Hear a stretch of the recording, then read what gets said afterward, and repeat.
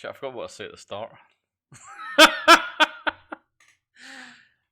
Alrighty then, we're going to be looking at Serving the Lake today, and with me is my GM and player from RPG Nook, Orf. Do you want to say hello, Orf? Hello. Hey. Right, let's just get into it and get this one sorted. It's been a while coming, this video, and I think it's well deserved as well. We both quite like this scenario, don't we?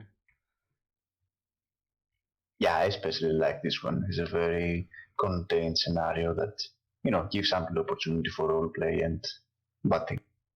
Yeah, it's got a lot going for it anyway. It's from the Door of Darkness by Chaosium, and it's written by Glynn, Owen, and Barrass, I think his name is. And it's classic era 1920s, and it's near Kingsport for location. Really, that's about the closest to anything really substantial you can get for adding it to any scenarios. So, what was your first impression? Well, the first time I read it, I didn't quite understand what's going on in there. But yeah, after I ran it, and the first time I did it was not that successful.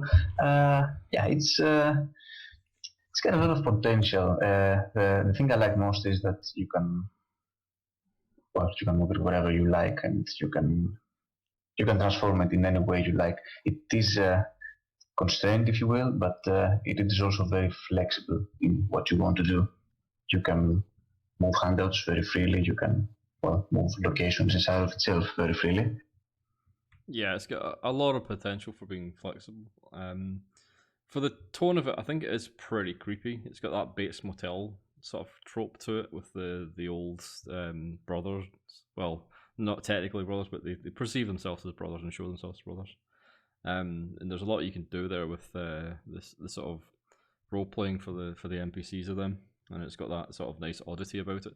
You could also have quite a lot of NPCs visit, and if it's like a normal waypoint for your characters in a ongoing campaign, you could have like lots of people come and go, and you can meet NPCs that way that could be recurring.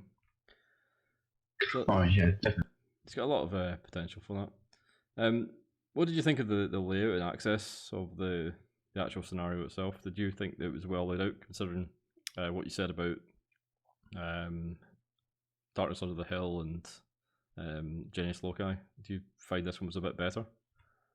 Fairly well laid out.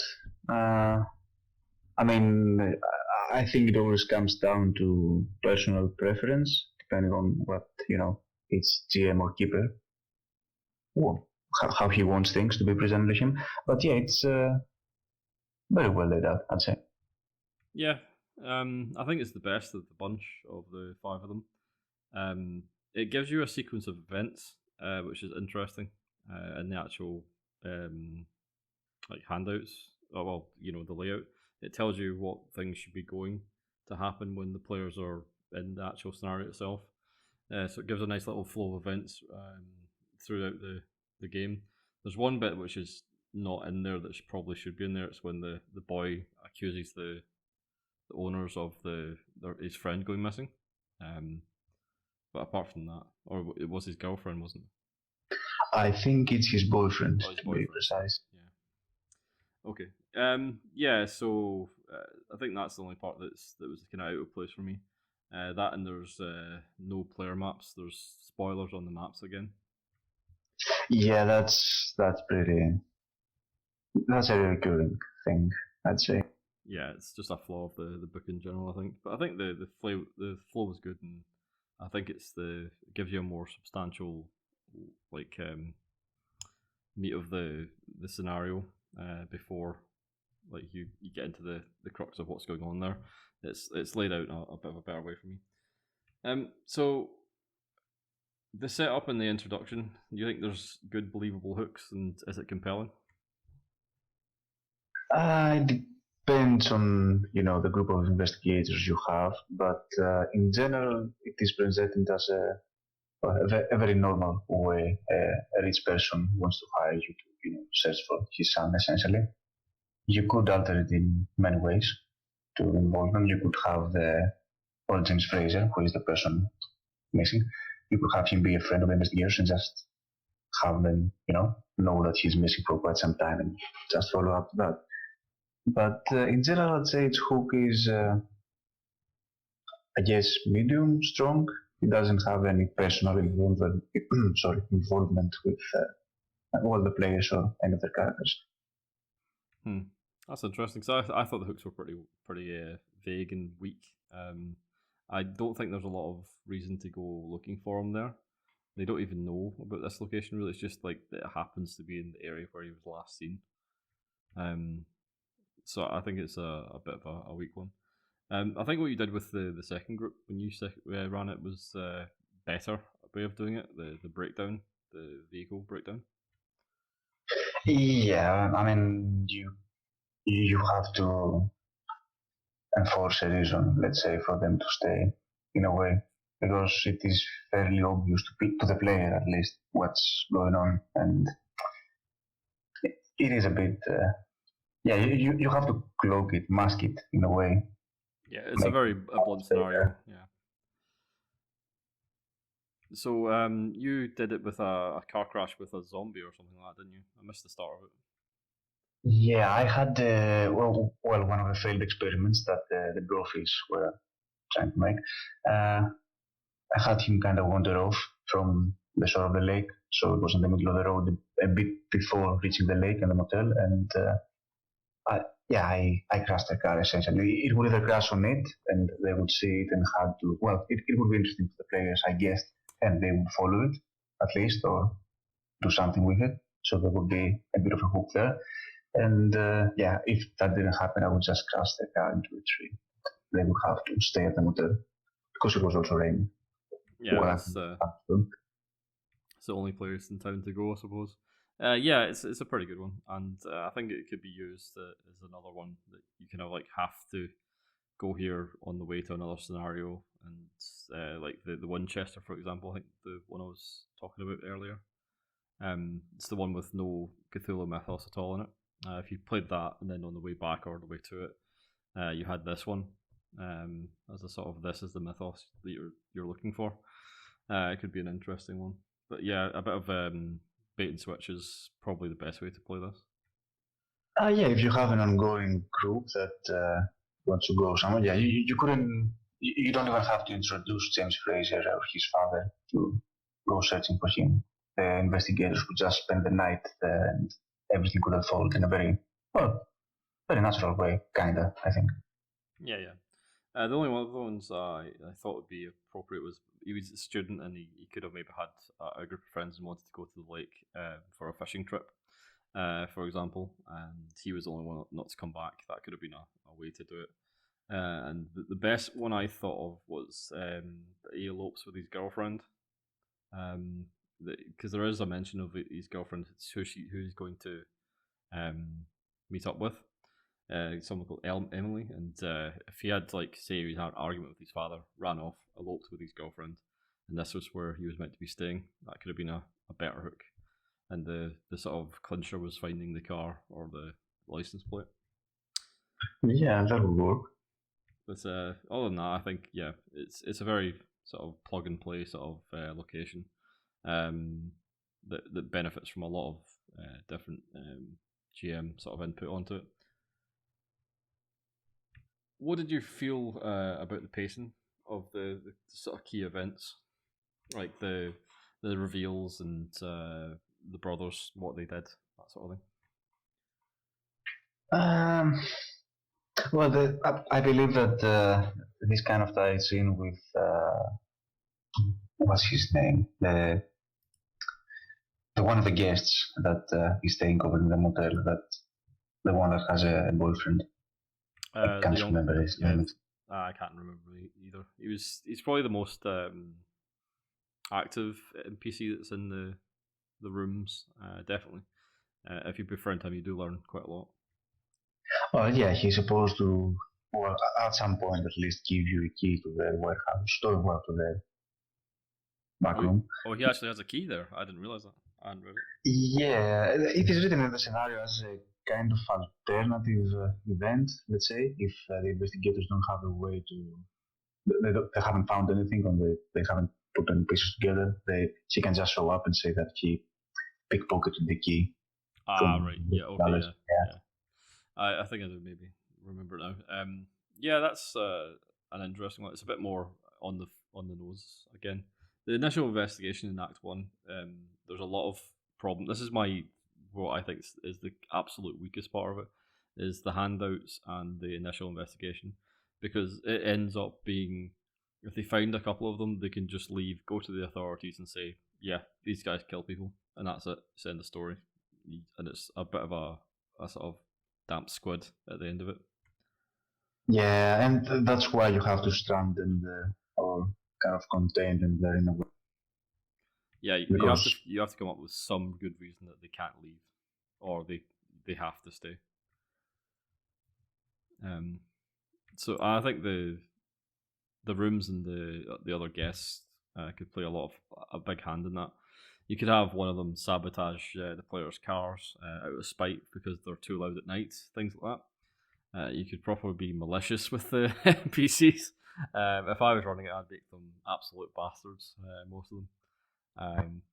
But that's I just think it is mentioned at some point into the scenario that the Brophies sabotage their cars over the night, but I'm not sure about it. I'm looking for it, but I can find it. Yeah, I think that's a possibility. I just think it'd be better coming from a point of spite from the other guests rather than the Brophies because it basically throws suspicion on the Brophies again. You kind of want to play the Brophies as like straight laced as possible to throw them off the beat of it, because it is the very sort of I say like straightforward scenario. You want to be as like quiet about it as possible and just play up the NPCs that are there. So there was that one handout, the first one. Do you want to explain why you hate it?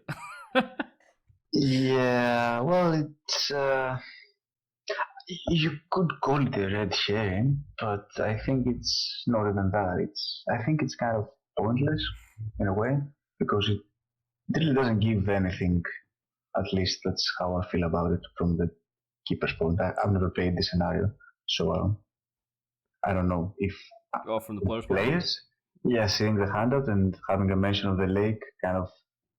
But even if the players have that clue, it's a completely meta clue. It's not like the character would see a random handout of a lake being mentioned, and she go, oh yeah, this might play in the recent missing person, even though there's no connection to it at all. Yeah. When I played it, it did throw me for a loop because that's why we went round the lake to the settlement and stuff because we were expecting something to happen with that. I think, but it is just a random handout about the history of the place, which makes no sense because it's not relevant and it makes people, it starts putting them on the wrong track. I think. As a red herring, sure, I guess that's fine. As a handout from the libraries and some of the rooms, or even I think, where do you actually find it? What's the location of it? Is it in the Brophy's rooms? I think it is. It is in one of the libraries of the guest rooms, but I'm not sure about it. You might find it on the room of James Fraser, but yeah. I would completely cut that out, and you added a handout of your own, which is way better, and it explains why the Brophies are actually here, which is way more useful and way more on point. And if you want, I'll put it on my Dropbox and link it under the video for you, just so people have that if they want it. Oh yeah, sure, that'd be fun. Yeah, it's just it focuses the investigators, and it's a more of a oh shit, I found something. One of the things I hate about handouts that just seem utterly pointless is they just don't give the player anything. It leaves them cold. They want to have earned something and like covet a piece of the puzzle, and if it doesn't have anything to do with it in the end, they just feel a bit sort of cold about it. Yeah, I mean that, or even worse, they might feel that they missed completely something, and that just. I've been to that position. It's not. Yeah, you love asking about the handouts after the games. Is there any handouts sort of people missed and stuff like that? Well, yeah, because you'd expect that there is a message to be deciphered through a whole page of text, but there is absolutely nothing. Yeah, yeah. And it does fall into that trap. I would remove the settlement completely from the map. I would remove this handout from the map as well. The other handouts seem fine. They're not too useful at any rate, anyway. I don't think there's not a lot of handouts.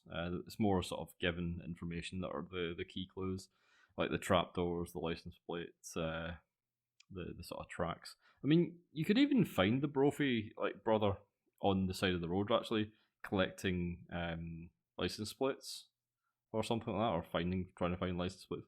And while you're searching sort of for the boy, you could actually talk to him as a witness, perhaps. That could be a nice end to the game as well. Yeah. Haven't thought about that. Is it Yeah. mentioned in the scenario? No, I just thought of it there. Because if you did that, then the Brophy brother could actually point out that the squatter motel is there if they ever get in trouble, and then they go, "Oh well, we've crashed the car. We better go there." It could be sort of a more fluid way to get into the scenario, but yeah, I don't know. I'd have to check. But yeah, the second act, if you were digging into the actual what's going on, the investigators come across several places around the lake which are a bit sort of again a damp squid. The marks on the lake where the Galaki's avatar comes out and gets their sacrifice or whatever, and there's the car as well being pushed into the lake. Now the car's being pushed into the lake seems a bit, I don't know, forced. It's like it doesn't really make a lot of sense because it's so easy to spot, I suppose. Is it just one car? I think it's more than one. Yeah, it's a whole bunch of cars that they're pushing in there. It doesn't really. Yeah, it's way too. It should be at least way too obvious or something. Yeah. I don't know about that. I kept it in both times that well, 3 times that I ran it, but yeah, I think only your group kind of picked up on it. Oh, right, yeah. Everyone else just ignored the tracks. Nobody checked.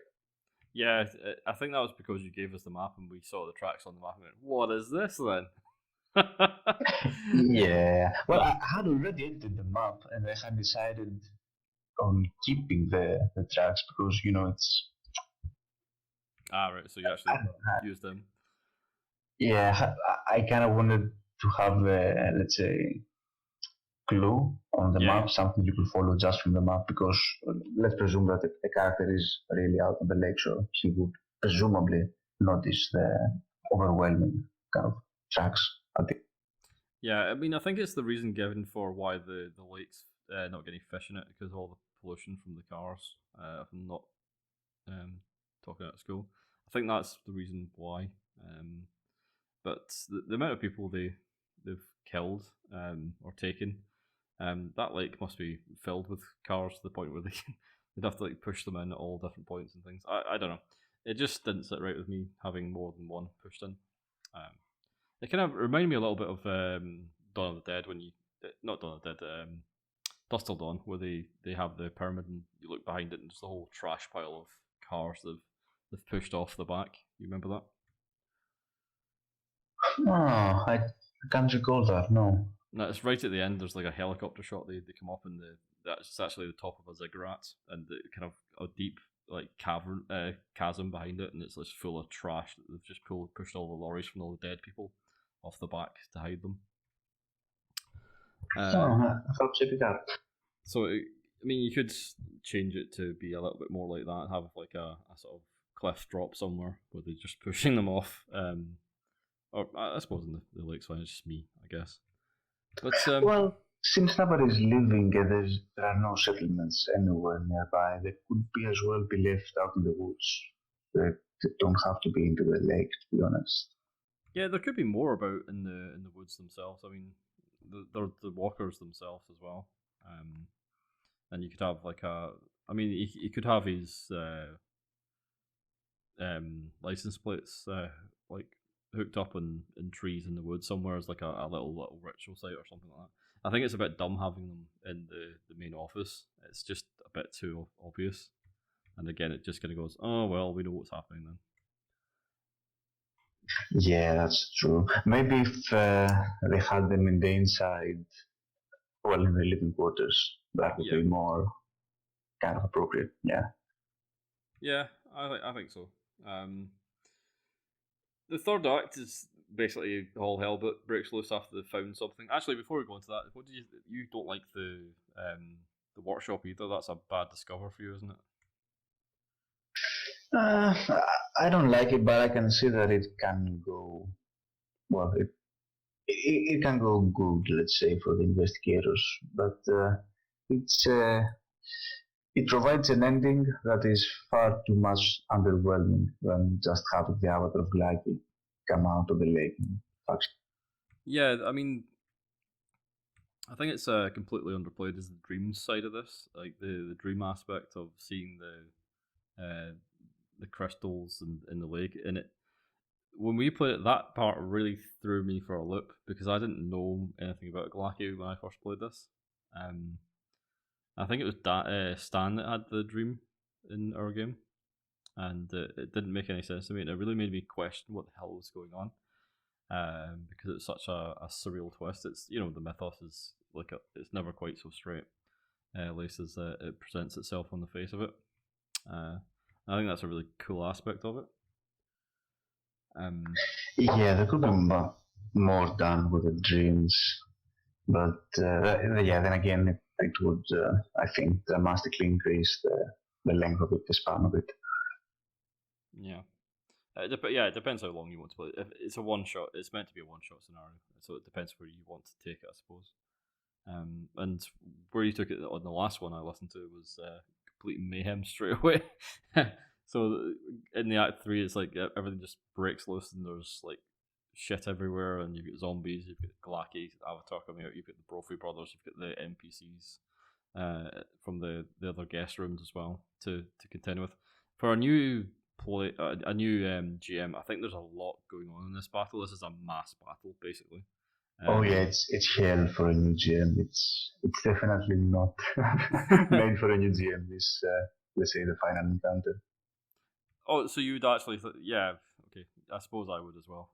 But you'd actually say this is too much for a new GM to handle. Yeah, it provides enough, stuff to work with.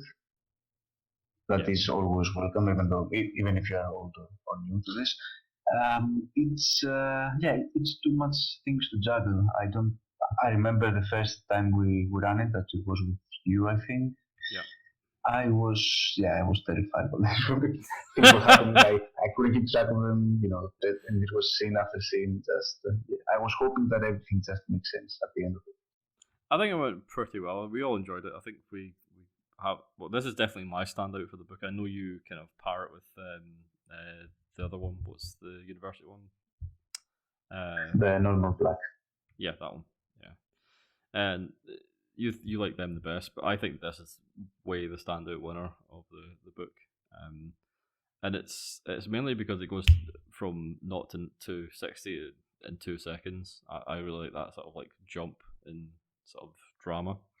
But yeah, I get where you're coming from. There's a lot of stuff because how many walkers are there meant to be? Like the failed experiments leader, meant to be 12 of them or something. I think at least 8, but it specifically says, if I remember correctly, that you can just do what you want. You can add more or less. They are meant, I think, you're meant to use them to provide the players an opportunity to kind of escape if all of them fall under the dream.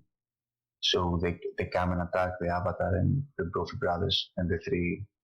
Oh, so the failed experiments can actually attack them? I didn't know that. I thought they were actually still. Oh yeah, they're not bound to his will, at least. Well, it's up to the keeper. I mean, you can do what you want. Yeah, true. I mean, I was thinking that you could use them to stop them getting away from, like, getting to the cars. Like, have that use them to corral the players, not to attack them, but just to cut off avenues of how to leave and kind of funnel them towards the avatar as a sort of way to do that. And I would have definitely had all the NPCs in the rooms run out and get murdered, and have the players have to make the decision whether to save any of them or not. and just have some gruesome deaths as basically tells to the players this is going to happen to you if you don't get the hell out of here. I think you did mostly that for the last run that I listened to. I think that was a better fight overall. Yeah, to be honest, last time I ran it, there was so much combat going on that I forgot to describe how the girl died. I can never remember his name. I've never used his name in the game. Nobody ever. Yeah. Well, this could be a quite a good character study, and you're given a decent amount of information about most of the NPCs in the rooms. To the point where one of them's racist, one of them's lost his boyfriend. The girl, I think, is just there. I can't remember much about her, actually. But yeah, there's a few of them. I suppose you could put anyone you want in there, really. And they also serve as backup in case your players die in some way. You can like hand them out as well. So there's that too, which is kind of handy. It's always nice to have like an extra life hanging around. Yep, that's actually the main reason why I didn't kill the two of them outright in the last time I ran. Okay. Yeah, so it just goes to shit, and then on top of that, you've got the Brophy brothers who have a shotgun, which is always lethal, and the Avatar of Galaki himself. Bless him, he's caught in socks. He never gets to do a hell of a lot in these battles, but he's always nice to make an appearance. I've yet to see him like properly stick someone yet, and they ran him over, didn't they? Yeah, they exploded him in the last game. That was pretty epic. It was it was hard to fault them for their logic, I suppose. I say it was epic. It does provide a good battlefield of like potential. You've just got to be able to like pull the strings properly to get the most out of it. And I think a new GM, would be really lost with that. Maybe, yeah. I don't think any other scenarios have quite so much going on in them. Maybe Genius Loci if you got everything like right lined up properly. But this one hits that sort of hectic mayhem. And then you've got the cars, and you could have like a chase. Maybe not with the Galaki Avatar because he's quite slower. You know, he ponders about. He's a slug basically. Yeah, he's cool slag, but just a slag. Yeah, he's not going to chase anyone. But the Brofries are. They might. And then you could basically have having to mow down the zombies to get out of the way, like just bang their way through them, and that sort of thing. It's got some really good sort of B-movie feel to it. I like it. Oh yeah, and it's really open-ended. You can just there are millions of ways to finish it. Yeah, there's lots of ways to end it. It's like with the cop car when you pull them over and stuff like that. I thought that was interesting because you could go into this whole sort of like they get prosecuted by the police and all the rest of it have to get out or whatever. But it's an easy way to end the scenario. Just introduce the police knocking on the window and just end it there if you want. Just have the massive cliffhanger with them covered in blood and guts and stuff. Yeah, it was pretty cool. It was your idea, by the way, didn't you? That's fine. It's I'd been thinking about it for a long time.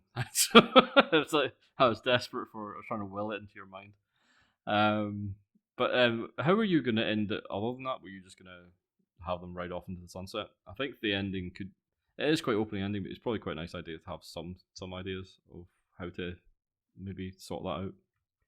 Oh, well, in that particular scenario, in that particular game, one of the players was twice or more, if I remember correctly, stuck by one of the spinal glands of Glynn. Yeah. And she was, there was some things that were going to happen with him. Cool. I don't think it's in line with the scenario, but... well, that's what GMs are for, to elaborate. Yeah. Basically. But I would have them essentially being not prosecuted or it would end kind of the same way as it ended. They would not be prosecuted. They would see the news that the police found out that something happened. The whole motel was burned. But they would still be kind of shunned by the big Fraser. I don't remember his name. Yeah. Do you think this is better than Haunting? Will it still be played in 10 years' time? Oh yeah, it will definitely be played in 10 years' time. I can't compare it with the Haunting exactly because it's a different, let's say,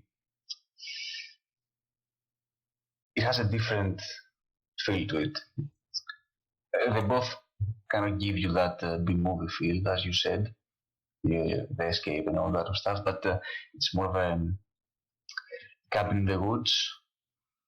Yeah, it's more the of Haunting a... is more of a, I can't remember the name, but you know, the movie with the ghosts and the haunted building, the classic one. It's a single location scenario, really. So I'd call this a location rather than a proper scenario. It does have a story about it, but it's mainly about exploring this one tiny place. Where in the Haunting, where you do have the Corbett House, you do have everything else that's happening in Boston as well. Attach that to provide more of a story and a sort of dimension to it. And I think location games like this can sometimes suffer because they don't have a story. But because he put in the series of events that are meant to happen, it gives you that sort of loop to latch onto. Without it, like Cold Harvest, I was talking to Verben earlier about it. It's just a setting with not a lot there to kind of keep the ball moving, if you were. Yeah, I'll agree with that. Yeah, but yeah, I think it's good. I think it's probably up there. I'm still a huge fanboy of The Haunting, but I don't think it's quite there yet because it's not got the expanded a roundabout structure to it, but definitely love it. I don't know if this is going in or not, but I really want to try the one in the Keeper's book that also has Glacky in it, and maybe this location could be, this scenario could be kind of integrated into that one. I was thinking that as well. Amongst the ancient trees in the Corbett. Yeah.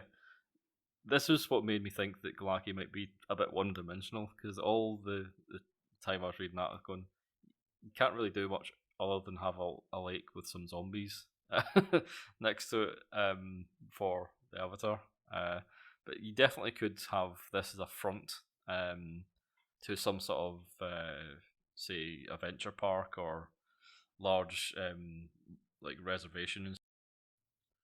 So, do you have any parting thoughts on the scenario that we've not covered yet? I don't think so. I think we covered everything important about it. Yeah, it's. I mean, I say it's quite tropey. It's got that Bates Motel trope, and I'd definitely look into that sort of genre of B movie or trash C movie films. There's one called Dead Lake that I watched recently, which is a really really bad movie, but it reminded me a lot of this, where a girl inherits a sort of lakeside motel, and it's all in the family, and they've been essentially get roped back into the sort of some hellbillies basically throwing people into the river, and the sort of zombies in the river and that sort of thing. Maybe we should do a review of it. It's really bad. But other than that, it gave me one idea which could be interesting. I suppose it's kind of from Chainsaw Massacre as well. It's kind of the same sort of trope. The police could be in on it as well. So if they do phone the police, all they do is they take them and then take them back to the servants, and like just they're part of the whole gang essentially. So if they do run to the authorities, they're just taken straight back into it. But they've got the authorities at their back when they just don't realise they're going to turn on them at any second. Yeah, that's the thing with Glacky. He's either just a slag with a couple of followers, or he has a whole community inside. Yeah. There has to be sort of some sort of network to get to basically feed him. he needs his followers, basically, bless him.